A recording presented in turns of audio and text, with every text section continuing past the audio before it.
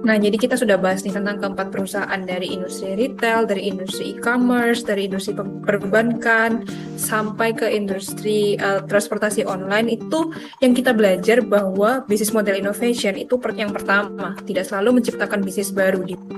Halo semuanya, selamat datang di podcast pada hari ini yang membahas mengenai digital innovation atau business insight tentang IDX listed companies Indonesia atau perusahaan-perusahaan yang terdaftar dalam BEI. Pada episode kali ini kita akan membahas mengenai bagaimana 4 perusahaan terbuka di Indonesia, yang pertama Alfamart, yang kedua Bukalapak, BCA, dan juga Bluebird itu melakukan business model innovation untuk menjawab tantangan perubahan pasar maupun digitalisasi dan juga persaingan industri. Pembahasan ini akan kita lihat lebih dari sisi strategi bisnisnya, data keuangannya, tren pasar, sama solusi inovatif yang benar-benar diterapkan oleh keempat perusahaan tersebut. Nah, untuk perusahaan pertama akan saya jelaskan.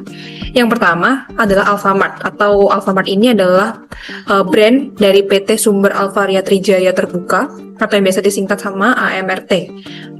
Pertama, masalah bisnisnya itu pada industri retail ada terjadi margin keuntungan yang tipis. Ini masalah yang sering terjadi pada industri retail, dan juga adanya persaingan ketat nih terhadap e-commerce. Lalu yang ketiga juga kadang ada perubahan perilaku yang dimiliki oleh konsumen yang sekarang tuh lebih ke arah belanja secara digital. Nah, inovasi model bisnis yang dilakukan oleh Alfamart itu tidak hanya bertahan sebagai minimarket, tapi mereka juga bertransformasi sebagai retail menggunakan omnichannel, di mana pada toko fisiknya itu juga disertai penggunaan aplikasi yang ada rewardnya, yaitu Alpha Gift. Atau yang kedua juga ada toko sebagai hub logistik aja. Dan yang ketiga adalah layanan tambahan yang dilakukan oleh Alfamart nih, yaitu pembayaran yang lebih digital, remitansi, dan juga digital products. Lalu secara backgroundnya juga, data dan rasio keuangan, gross profit margin di retail Alfamart itu relatif stabil. Berdasarkan data itu di kisaran 20-22%, yang menunjukkan adanya efisiensi dari operasional. Lalu yang kedua, data menunjukkan bahwa return on assets atau ROA itu sekitar 6-7%. Di sini cukup tinggi untuk bisnis retail pada asetnya. Lalu yang ketiga juga ada pendapatan tumbuh, yaitu dengan menambah gerai dan juga digital transaction. Dan secara tren pasar, konsumen Alfamart itu menginginkan belanja yang cepat, dekat, dan fleksibel. Dan juga mungkin tren pasarnya itu lebih ke modern juga, yang mengarah ke perlunya adanya digitalisasi atau menggunakan aplikasi begitu. Nah, yang dilakukan oleh Alfamart itu adalah Alfamart berhasil mengubah toko fisik dari cost center jadi value creator, di mana tidak hanya toko fisik yang menjual barang-barang yang dijual minimarket biasa, tapi mereka juga memberikan reward, yaitu Alpha Gift tersebut. Untuk perusahaan yang kedua akan dilanjutkan sama teman saya, Nova. Nah, selanjutnya di nomor 2 ini saya akan menjelaskan tentang perusahaan Bukalapak. Salah satu contoh menarik gimana perusahaan e-commerce Indonesia yang tidak ikut arus bakar uang tapi justru mengganti cara mainnya. Kalau kita lihat dari sisi masalah bisnisnya, Bukalapak ini sebenarnya kena tekanan cukup berat, yaitu untuk persaingan di e-commerce, B2C itu brutal banget, pemainnya banyak, biaya promosinya tinggi, dan ujung-ujungnya profitabilitas jadi susah dicapai. Banyak platform besar akhirnya terjebak di perang diskon tanpa ujung. Tapi yang menarik, Bukalapak ini tidak memaksakan untuk bertahan di medan perang yang sama. Mereka justru melakukan inovasi model bisnis dengan mengubah segmen pelanggan. Dari yang awalnya fokus ke konsumen akhir, Bukalapak bergeser ke ekosistem UMKM dan warung tradisional. Lewat program Mitra Bukalapak, mereka memakai pendekatan online to offline atau O2O, jadi warung bukan cuma jadi pembeli, tapi juga bagian dari jaringan distribusi digital. Ini bikin posisi Bukalapak beda dibandingkan dengan marketplace murni.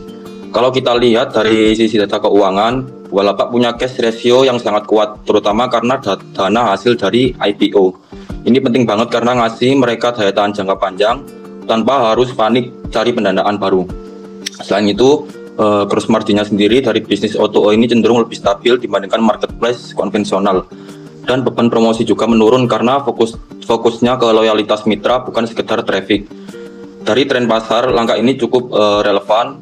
Digitalisasi UMKM di Indonesia terus menaik, dan di sisi lain warung tradisional masih menguasai lebih dari 70% distribusi retail.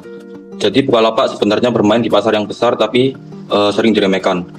Kalau kita bikin proyeksi yang sederhana, selama jumlah mitra aktif terus bertumbuh dan nilai transaksi per mitra meningkat, Bukalapak punya peluang buat mencapai break even lebih cepat dibandingkan dengan model e-commerce yang masih bergantung pada promosi besar-besaran. Selanjutnya akan dijelaskan teman saya, Adit.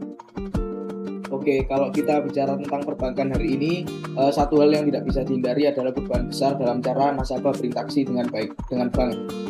Dulu datang ke kantor cabang adalah hal yang biasa. Sekarang mayoritas kan transaksi cukup dilakukan lewat ponsel. Ya, disinilah Bank BCA atau Bank Sentral Asia menjadi contoh yang menarik. Perbankan konvensional menghadapi tekanan besar dari vintage digital bank dan ekspektasi nasabah yang semakin ingin serba cepat, praktis, dan tanpa ribet. Tapi alih-alih defensif, BCA justru memilih beradaptasi dengan agresif. BCA tidak melihat digitalisasi hanya sebagai pemindahan layanan ke aplikasi.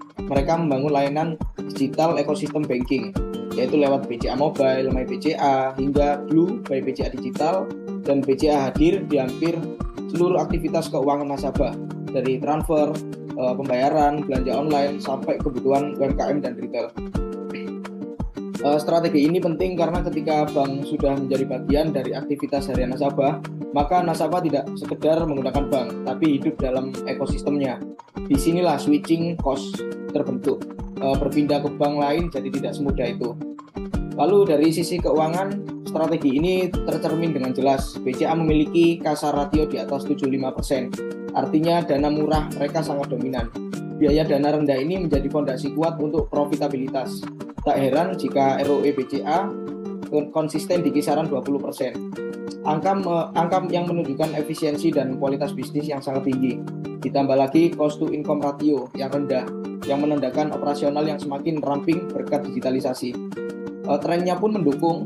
Transaksi digital perbankan tumbuh 2 digit setiap tahun, sementara kunjungan ke cabang fisik terus menurun. Artinya semakin banyak transaksi dilakukan secara digital, semakin rendah biaya operasional bank. Proyeksinya BCA itu sederhana tapi kuat, yaitu transaksi digital naik, biaya turun, laba bersih, potensi tumbuh stabil dalam jangka panjang. Jadi kesimpulannya, BCA ini bukan sekedar bank yang ikut-ikutan digital. BCA adalah bank yang membangun ekosistem dan mengunci nasabah di dalamnya. Dan justru disitulah kekuatan strategis BBCA untuk bertahan dan unggul di tengah disrupsi industri keuangan. Terus selanjutnya ada perusahaan Bluebird. Disrupsi transportasi online, menurunan permintaan taksi konvensional, inovasi model bisnis. Bluebird bertransformasi menjadi mobility as a service, taksi, rental, shuttle, dan logistik. Integrasi digital, kemitraan platform, data dan rasio keuangan, revenue growth kembali positif pasca transformasi, net profit margin meningkat seiring efisiensi armada, beban operasional lebih terkendali lewat data dan teknologi. Untuk tren pasar, konsumen memilih keamanan, keandalan, dan fleksibilitas, bukan sekedar murah, tapi value-based mobility. Untuk proyeksi sederhana, diversifikasi layanan membuat pendapatan bobot lebih stabil dan tidak bergantung pada satu segmen.